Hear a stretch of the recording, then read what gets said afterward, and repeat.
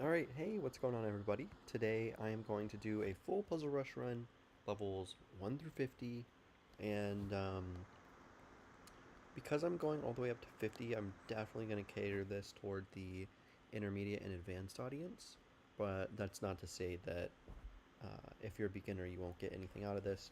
In fact, you'll get a lot out of this, at least not maybe by watching little bits and pieces, maybe not watching the whole thing, but by watching some bits and pieces, you kind of get an idea of like what that next level of thought process looks like. So with that being said, I'm gonna start, but I'm gonna go pretty fast through the first 30 or 40 puzzles, and we're gonna kind of dwell in the 40 to 50 range, maybe the 30 to 50 range, depending on the puzzles we get. I expect a few tricky ones in the 30s, and yeah, that's kind of it. So let's get started. Oh, let me make sure that my thing is plugged in.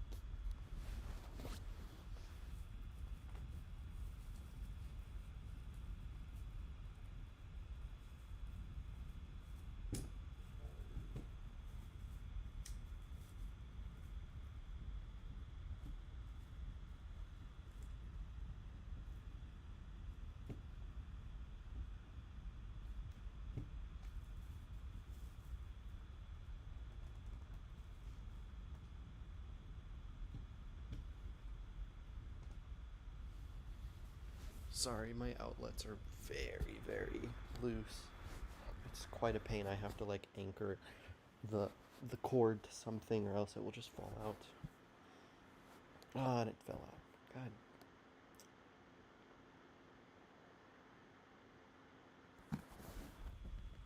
I need to fix this.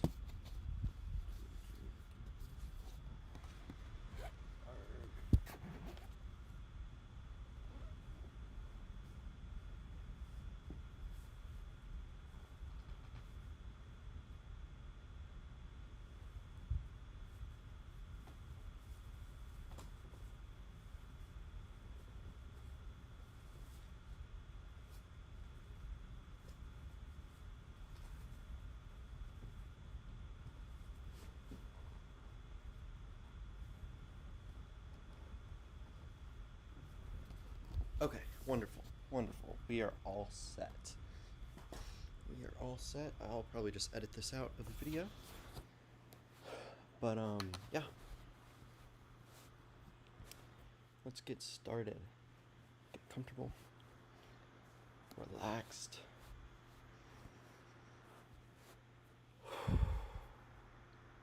Okay, we're ready to start. On this first puzzle, I noticed that our opponent just has a hanging queen. So then I'm just looking at the material count. I'm seeing that we're pretty even. We have more pawns, and opponent doesn't have any crazy counter punches. So we just take the queen. Oops. Let me get the audio on. Hopefully that didn't cut off my mic. Okay, here we just see that rook b8 mates after rook e8. In this position, we see that we have an Anastasius mate construction, and so we finish the pattern. What's going on here? Here we just have a hanging rook. Here the opponent has blundered mate. Here we have this, I call it the Puzzle Rush pattern because it's in Puzzle Rush all the time. So we can put our queen real close to the king, and that's going to end in mate because our knight's protected. So after, for example, like it's really important to see that the knight is protected. Is like in this pattern when you're like maneuvering the queen, like and like bullying the king. If the knight is not protected, oftentimes the king can just kind of run away and take the knight, and you may or may not be left with a follow up. But if the knight's protected, then that's just like a heuristic that we can use to know that this will end in mate, because if the king escapes over here, then we just take, and if he escapes over here, then we literally play the same move. So the puzzle ends there. Here we have a battery, so let's use it.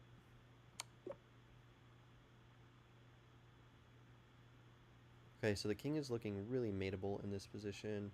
I just need to bring my knight up. Ay, ay, ay.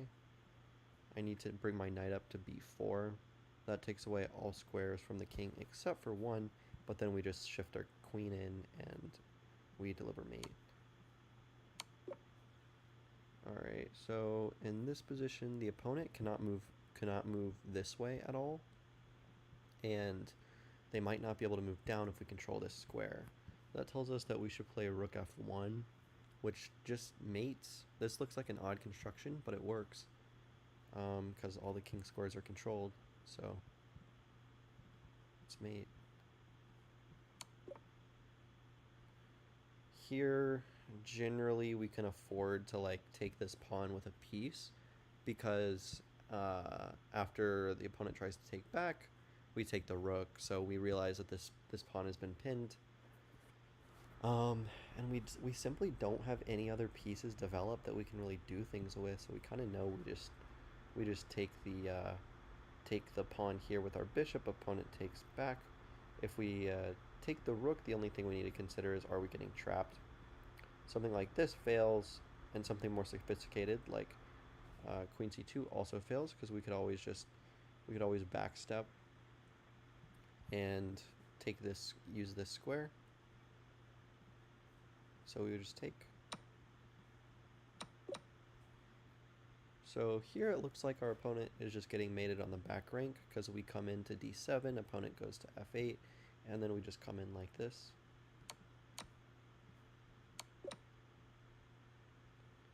So in this position, all like the dark squares look well covered, so we can set up convergence with the bishop and our queen on e7 and deliver mate. Here it looks like a similar story, where our dark squares are looking nice and our bishop and queen look pretty good. So the first thing I'm looking for is mate. I could always take this as a cop-out, so I look at the material count and I see that if I take this guy, I do go up a piece. But because I don't see any concrete attack on the king, I just liquidate and go up into an endgame. Go into a winning endgame. Here we can afford to play queen e2. And then, of course, queen e1, rook e1, rook e1 is mate. White to move here. So this pattern is pretty common, where the opponent's king or your king is stuck in the corner, and there's a rook that's kind of like tying it in, and then maybe the pawns have been disconnected. The king's pawn shell has been cracked open. Oftentimes, if this pawn is left hanging, it's just going to be mate. If the queen can take it, because notice that the queen controls all the squares around the king, except for, in this case, g8, which is being controlled by the opponent's own rook. Alright, so we got two rooks right here. It's a very common, whenever it's like you're in these open positions with like both sides have two rooks and the kings are checkable, a very common tactic in these positions is to use your rooks in such a way that forces the king to screw up the harmony that it has with, to screw up the rook's harmony. In other words, for the king to kind of like get in the rook's way, either by like coming to the back rank and being susceptible to back rank checks, or just blocking the rooks entirely. If the king were to step on this file here, notice how I could just take this rook and win. So kind of a big hint in this position. It's twofold. The first hint or pattern is that this rook is unprotected, because we're attacking it once with our king and it's being defended once by the opponent. So, and then the second thing is that our rooks are coordinating very well, and they kind of have this ladder checkmate coordination going on, where they iteratively deprive the king access of key files in the position. And so generally, like, this should be a pretty natural move to everybody in the intermediate range and above. So yeah, this is the first thing we calculate. We calculate rook e8, and then the king has two options. The king can either go to d8 or to d6. If the king goes to d6, then we bring our other rook in to f6, which then forces the king to block its own rook, and then we would take this rook and we would emerge victorious. We would emerge upper rook. If on the other hand, the line went uh, the line went rook e1 and king to d8, then we could come in with our other rook, which forces the king to uh, cut off circulation between its own rooks, at which point we could briskly take this rook. Our opponent would be forced to take back with our king, and then this rook would be left hanging.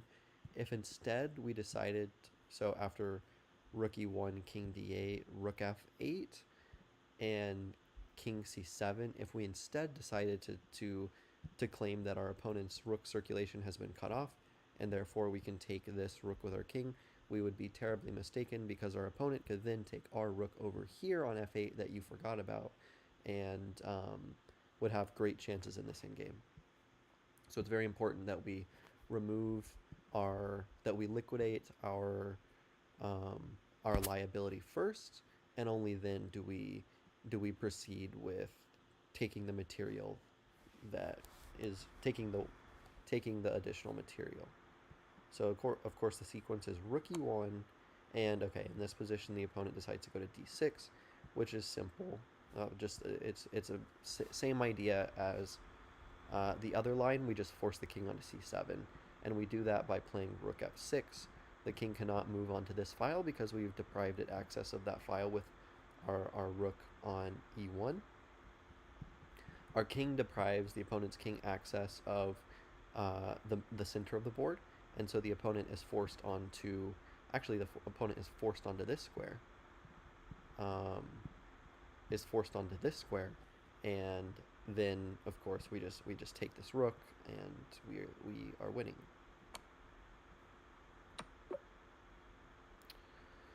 Okay, so I like this because we're up a piece, but our opponent's about to promote. So what's the first thing we do? The first thing we do is look for mating ideas. And so immediately the answer presents itself as queen h8, because that's just mate in 1. But what allowed me to see that so quickly is probably just the weak dark squares around the opponent. I just kind of noticed, like, oh, these squares are really weak. Why are they weak? Well, because the opponent doesn't have a dark squared bishop. They only have a light squared bishop, and their pawns are,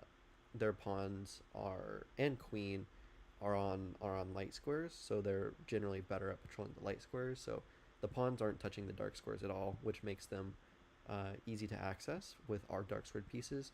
And then number 2, the queen's on a light square, which doesn't necessarily mean she can't access the dark squares. It just means that her diagonals are going to be provide her light squared access, and whereas if she was on a dark square diagonal, she would naturally control more dark square diagonals. Not that that detail really matters here, but that's another thing that just kind of struck me and allowed me to find this move really fast. So I think that explains everything in it, so we can just move on. So here the key pattern is that we have this bishop on e4 that's controlling this key square on g1. Key square on g1 means that the king is tied down to a singular square, which generally enables us to sacrifice material to get at the king, remove its pawn shell, and then mate it. So here, generally, whenever you see this pattern of the bishop dominating the king like this, where the king is literally trapped in a corner, the first thing we want to look at are sacrifices, generally rook sacrifices, to open up the king, and then follow up with our queen or like another rook or something like that. So in this example, we can just play rook h2 check, rook takes h2 check. The opponent is forced to take on h2 because again they can't move over because our bishop is controlling this square, and then we just follow up with queen h4, and that's mate because we're controlling all squares around the king. So I think that's everything there. Did I miss anything instructional wise? I probably could elaborate more on that pattern, but meh. Okay, so this is another pretty common pattern. I'm not really going to explain this. I feel like most people in the intermediate range understand this idea of when the f pawn moves, when the opponent's f pawn moves and their king is stuck in the center, we often seek to exploit the diagonal revealed by the displacement of the f-pawn. And so we just play. This should be a pretty automatic move to most people. And then we could come in here, and then after the opponent goes into d6,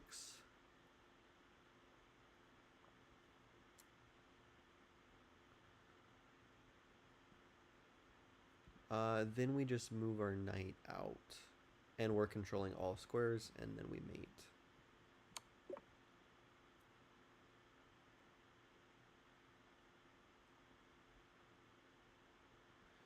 Okay, so there's a lot going on here. Let's look at the material. So material is even in terms of pieces. We're up a pawn, but that's, I don't think, too relevant in this position because this is a pretty wild one, so it's more about piece play, piece activity.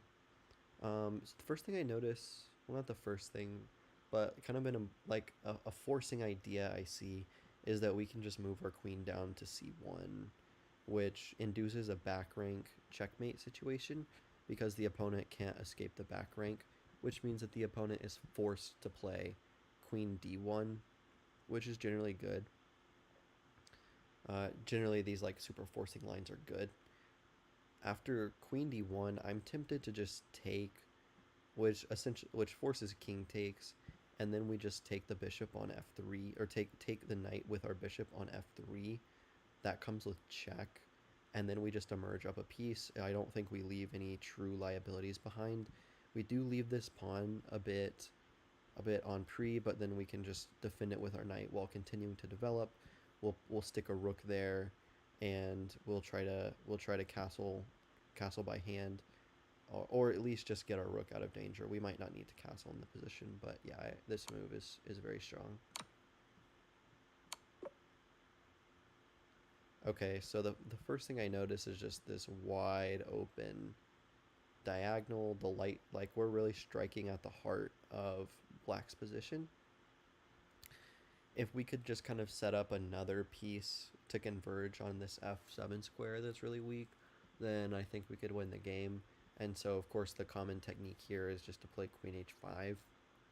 And notice how no pieces can block this diagonal or anything. So if the king moves somewhere, let's first consider e7, then we just come in with queen f7 and the king is forced down here. And then we can actually play knight e5 or knight e4, and that ends the game on the spot. If instead the opponent decides to go to d7, then we have some options. We could just come in with our bishop and again force the king down here, and then we play knight e4, which forces the king back up to e7, and then we come in with our queen, and that's mate. So those sequences work out. That really tells us that the opponent only has one option, and that option is to play g6. That doesn't look particularly scary because our king is in the center of the board, but it's pretty safe compared to our opponent's king. In other words, our opponent doesn't have any immediate attacks against the king, and we just take, and if our opponent decides to take our knight, then we're taking right here, and yeah, the game is going to be over.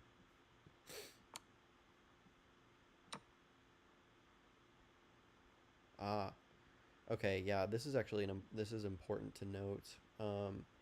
So with the knight right here, it doesn't make sense to take on h7 because our opponent just takes us and then we have no follow-up. Instead, it's much better to push our pawn forward to g7. It still comes with check, and then once our opponent takes us, our queen, then we can take the opponent's rook and make a new queen at the same time, giving us a large material advantage.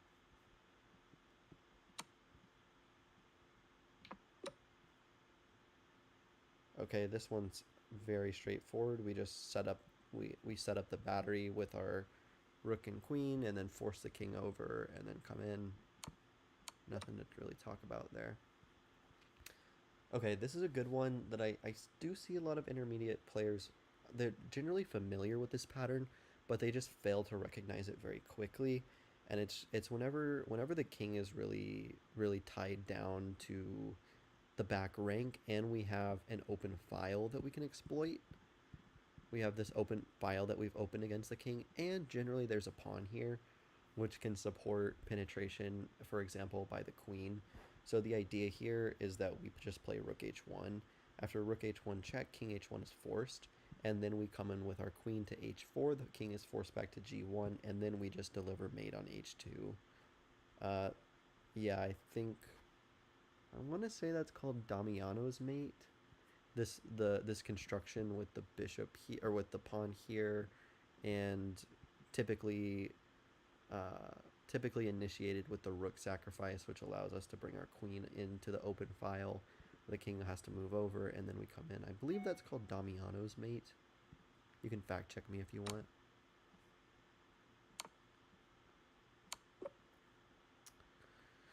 Yeah, so here our opponent is very intent on attacking us.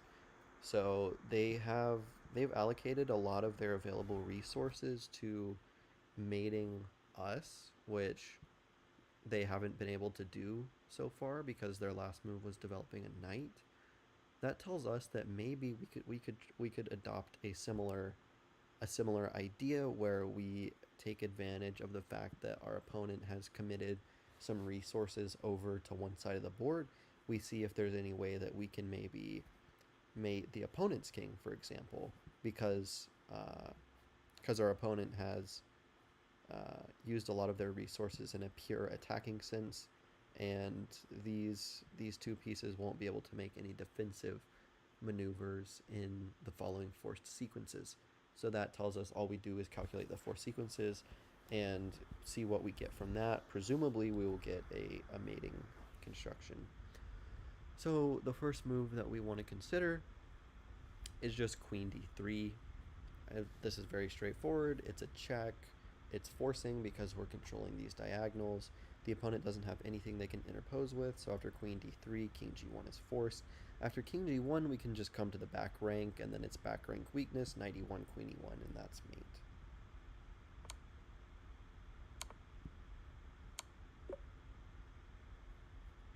Okay, typically in these positions, so the queen is often vulnerable to being trapped, or we are picking up a fork with our queen, which doesn't seem like the situation here, or we're picking up a vulnerable piece, like maybe this guy, but I think the most likely situation is the trapping of the queen. So I think we probably want to look at a3. That seems to be the most straightforward way of accomplishing that goal. We play a3 and see what the opponent can do. What are their escape routes? Well, there is a4. And a4 allows the opponent to come down to d8. Okay, so I'm changing my mind. I think that the move is actually knight d5, because a3 was like my first instinct on trapping the queen. a3 doesn't work, probably for multiple reasons, but the most clear to me is that the queen can just make the journey to a4 back to d8, and sometimes in those positions we'd have a tactic with like trapping the queen on a diagonal or moving in our knight or something, causing a fork, but nothing works in this position. However, there is the clever resource knight d5. Knight d5 hits the queen and threatens a fork on c7. Notice that the opponent cannot just take our bishop with their queen unless they want to get royal forked. Then, because we would still play knight c7 and we would fork the queen and the king. So then we ask ourselves, okay, what if the opponent just plays queen a4, which still threatens to take our bishop and prevents ideas of knight c7. In that position, we actually have bishop b6. Bishop b6 is supported by our knight on d5. We attack the queen, we force it away. Again, you still cannot take our bishop on b5 because then you get forked on c7. and we've clogged up this diagonal for you, so you can't use that diagonal, and you might actually just be trapped there.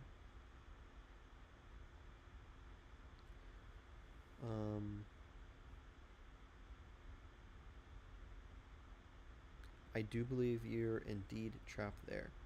So after knight d5, our opponent decides to take on b2. Seems like a reasonable try. Then we could play knight c7, and after king d7, we might take the rook right here. No, we would first snap off this knight and then take the rook. If the king moved here, though, then we still might take... No. Okay, so knight d5. Okay, well this clearly doesn't work because the fork. Okay, this is just another instance of Damiano's mate, as I believe it to be referred. We just come in with rook h1, king h1, queen h6, king g1, queen h7 is mate. There's nothing stopping us from doing this. And I'm glad another puzzle with this mating construction came up, so you guys can get an example of how you might apply your knowledge of a particular mating pattern in different situations. I guess in both of the scenarios that have come up, these situations have been almost textbook-like. They have just been very straightforward, but it's still good to see like different scenarios they can occur in and how you can see the same pattern there. It should be very clear. So we have two rooks on the d file, which means that we can penetrate onto d8 in particular circumstances. That circumstance is after we play bishop g6. After bishop g6, our opponent is forced to go to either, or sorry, that's bishop f6. After bishop f6, our opponent is forced to either go to f8 or e8. After either of those cases, we play rook takes d8, check, knight takes d8, rook takes d8, check, and our opponent is mated. Notice how if they go to f8, they can't escape to g7 because our bishop has scope of that square. So we quickly see that bishop f6 check is the maneuver.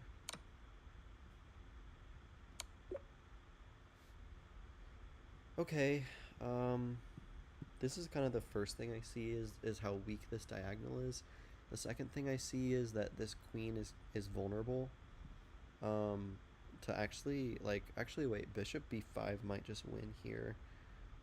Depending on the material count. The idea of bishop b5 is that we're pinning the queen and there's no way out of it. If you decide to take the bishop, which is the piece that's pinning you, then we play knight c7, a very classic idea, forking the king and the queen. So our bishop on b5 is actually tactically supported by our knight, which can journey to c7. If we look at the material count, like I said, we see... Oh. We see we're down in exchange. That should be plenty of compensation. And then after this queen is removed from the game, our opponent will only have one good piece. And even if the bishop decides to coordinate on f2, we have our knight that's defending f2. So yeah, bishop b5 is the idea. Opponent just decides the docile king reposition to break out of the pin, which means that we have to act immediately on this cash in, taking the queen. Okay, the queen looks like it could be trapped here. We need to be able to control the dark squares in this position, and I think we do. First of all, our central pawns are in dark squares, and our d4 pawn is supported by our knight on f3. Second of all, we can always play g3 and h4 to gain further control of the dark squares in this position. So, the first candidate move in my head is g3. g3, we need to look at the queen's escape routes. Wow, there is one square that the queen can go to, and that is g4, which is great. If we then follow up with h3, and if bishop f6 occurs, or bishop f3, then just knight f3, and we're fine. And the opponent has one square to go to, then we would just follow up in this manner. You can't come here. Can't come here, can't come here. And so and you can't come here. Yeah, this is a pattern I've seen a few times before, where we kind of like slowly move these pawns up in order to trap the queen, and then we end up moving our g-pawn twice, and then the queen has nowhere to go. So we like started off needing dark squared control, so we put our pawns on g3, and we were planning to put our other pawn on h4, but the position has evolved and the queen has placed herself on a vulnerable light square. We no longer need control of the dark squares in the position, because g3 was kind of the main thing we needed. Now we see that we have just strong control of all the other squares in this position, and that g4 indeed traps the queen.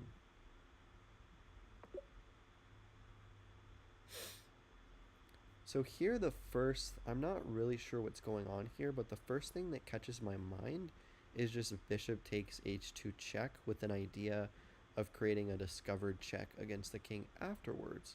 So after bishop takes h2, king takes h2, I want to try to control all the key squares around the opponent. So I might look at, I'll consider different ideas at first, but I like the look of knight f4 because it keeps the king out of all of the important squares and actually forces the king back to g1.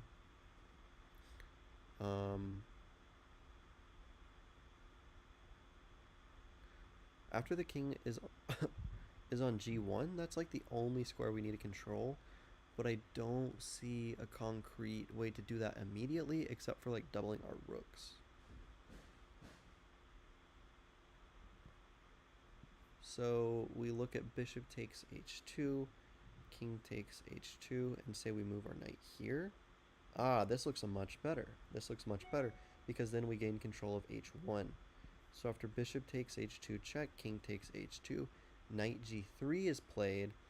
Our opponent can block with the bishop, but that will be futile.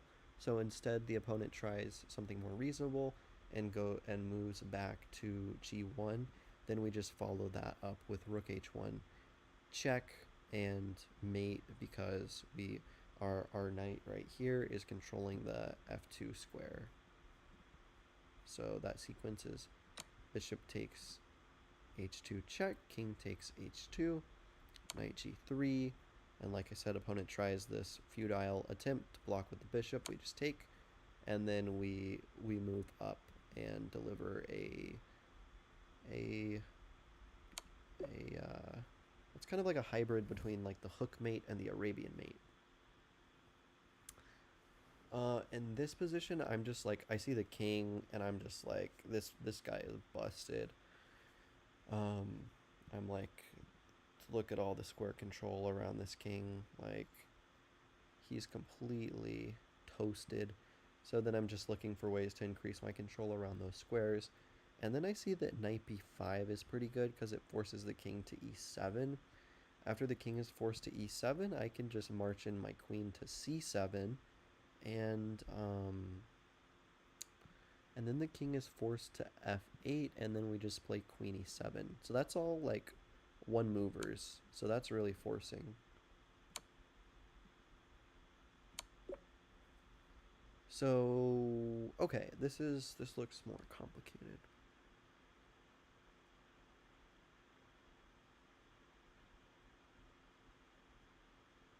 Okay, so I think this position is going to be all about making a passed pawn. Because we noticed that we like our opponent has given us the opportunity to take on g4. If we take on g4 and they take back with our knight, then we have the opportunity to start marching a passed pawn up the board. If the opponent's knight decides to return to its original location, nothing's really stopping us from just trying to scoop it up and then bringing our knight into this active square. Additionally, we might consider that this knight is already a vulnerable piece and potentially force it back here, which then allows our knight to venture over to d4,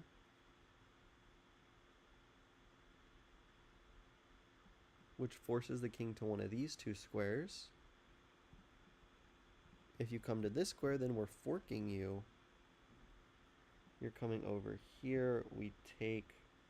No, I feel like that's just kind of rabbit hole-y. I do like the idea of vacating the d4 square, though. Why? Because I'm thinking, like, if our bishop is on d4, it's a pretty good piece, but our knight is a terrible piece because it doesn't really have anywhere to go. So if we can make use of our bishop on another square besides d4, then we can bring our knight to d4 where it's going to be a monster, which is why I like the idea. So that's kind of strategic thinking, and that's why I like the idea of bringing the bishop down to g1, sorry, but I don't see concrete play. But I do see concrete play here, where we take the knight and then we're coming here. Opponent has, like, check possibilities are not a thing because our bishop is controlling the knight very well.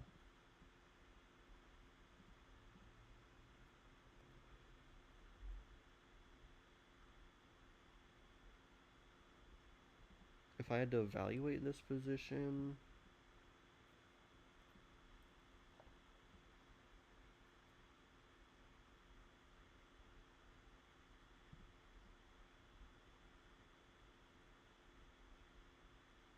you would come here and you would take, then I would push up, and then you would have to come back here. And then I would start making use of my knight.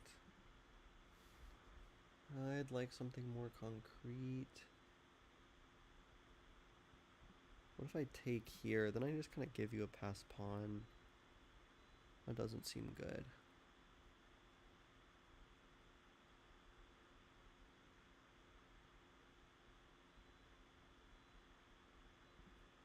I do like this idea of bishop g1. Oh, actually, yeah, now that I think about it, I do really like this idea of bishop g1. I think our knight will be able to find use either on the d4 square or coming back and managing the queen side. So I think that after we play bishop g1, our opponent is forced to move their knight into a passive square, after which we can then make a passed pawn, which will be supported by our dark squared bishop on the promotion square.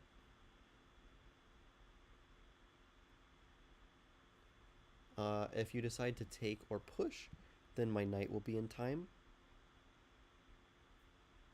And then you push here, and then my knight is in time for either pawn capture. If you take here, and I take, and then you take here, that is an interesting try. I'll bring my king over, and then you will push down, and then my king will be passive, so maybe I just bring my knight over instead, which forks the pawns. Yeah, I like that. So I do really like this move. Okay, so it was wrong. We'll have to figure out why.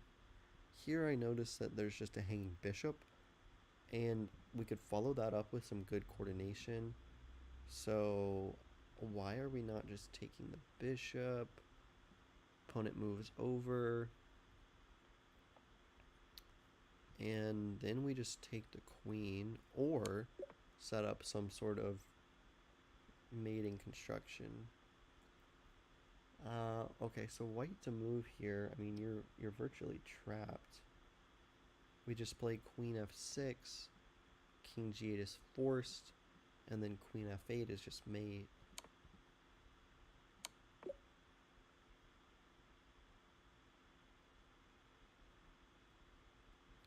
So there's this pin going on right here, which means that we could try moving our h pawn forward. If we play h6, then we're forcing king h4.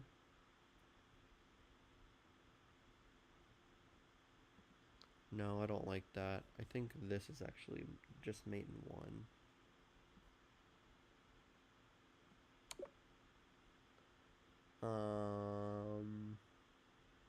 We can just take this knight, because if you take with the queen, then you oh wait, no, you don't remove yourself. Oh, we just sacked the queen. Not sack, but I think we just try to mate, force queen take, take king take, and then this knight is vulnerable, and then we're just up plenty of pawns to win. That's kind of a an advanced idea, not because it's difficult to understand, but because it's kind of subtle.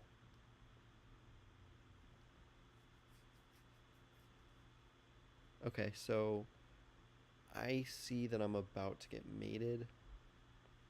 I don't like that. Why am I about to get mated? Well, because this rook is just very powerful. So I want to look for a way to eliminate this rook, and then immediately I see that I have a forced sequence by which I eliminate this rook and support my own pass pawn. So the idea is to go rook b1 and force the king onto the second rank, and then just slide our rook back to b2, where either our opponent obliges in our offer and then we make a pass pawn, or make a queen immediately, or our opponent declines the offer, for example, and moves the knight back, after which we still take, king take, push our pawn up, and this knight cannot stop our queening of the pawn.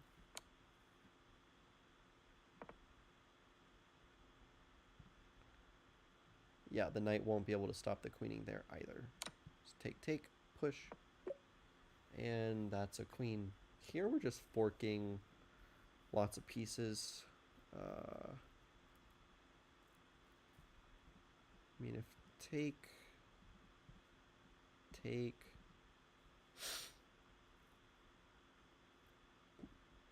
and maybe the rook comes in.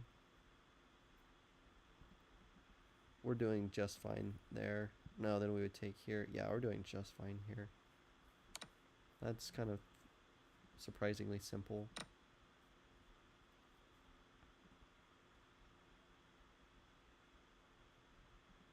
We could come into g3 with our queen. We could activate our rook. But if we activate our rook and then king f6, our queen is not really getting into the game. If instead we start with queen takes e5, then it seems like our rook will be getting into the game. And you actually cannot avoid losing this knight as well. Okay, this is very straightforward. Once again, we're just bringing our rook to e1, forcing the king over, and then we're coming down. We're hopping on this diagonal. If you block with the queen, then I'm sacking my rook to move your king. Oh wait, actually that doesn't necessarily work here. Oh, the idea is a bit different. So after we play rook e1 and then king h2, then we move our queen in, force the king to g3, and then we bring our rook down, and we're forking the queen and forking the king. We're going to go up a rook for a queen there.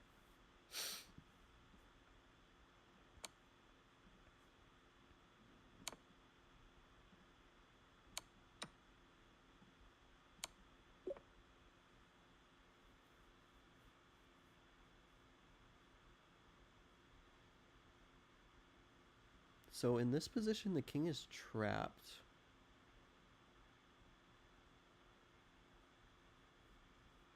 The king is trapped except for this square. Also, this pawn can just kind of go up the board. If this pawn goes to a4, then there is king b4.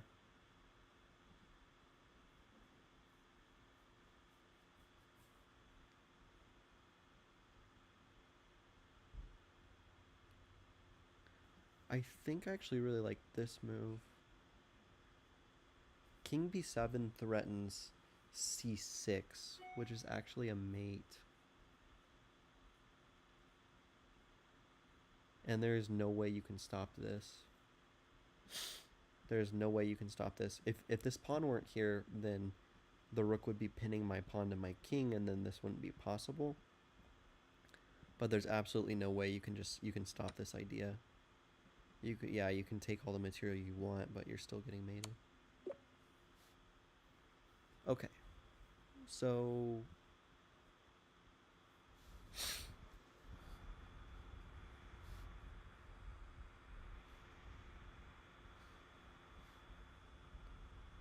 we have some problems in this position.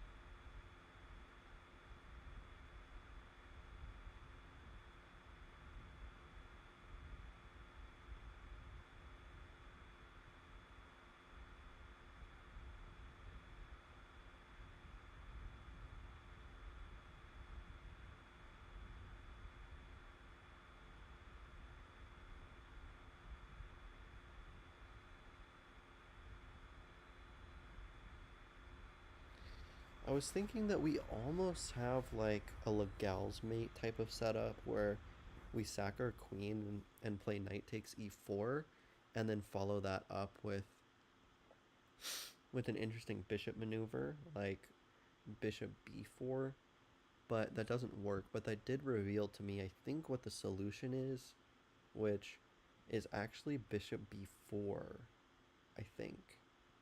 Bishop b4, the idea being that if you play c6 and kick around my bishop, well, then I'm playing d5 myself. And I'm unveiling an attack on the queen. So then the queen has got to move, and I'm taking a pawn, you're taking something.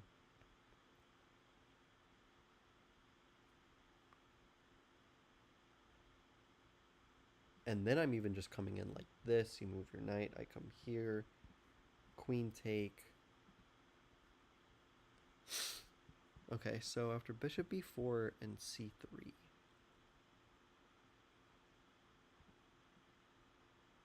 d4, d5.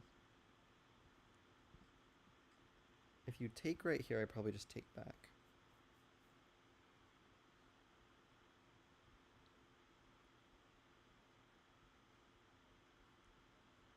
And then you take, I take.